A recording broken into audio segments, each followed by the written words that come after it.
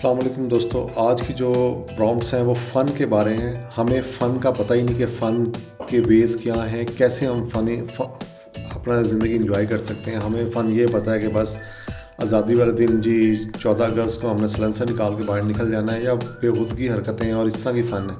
लेकिन chat GPT से आप फ़न की प्रॉम्प्ट्स मैंने बना दी हैं, आप इससे फ़न के आइडियाज़ लें, बहुत इंजॉय करेंगे। यकीन घर में पार्टी हो या कुछ और हो या कोई भी सेलिब्रेशन हो, आप फ़नी आइडियाज़ जो फ़न आपने इंजॉय करना है तो यहाँ से आइडिया लें। तो देखते हैं कि आज के फ़न प्रॉम्प्ट्स क्या क्या हैं।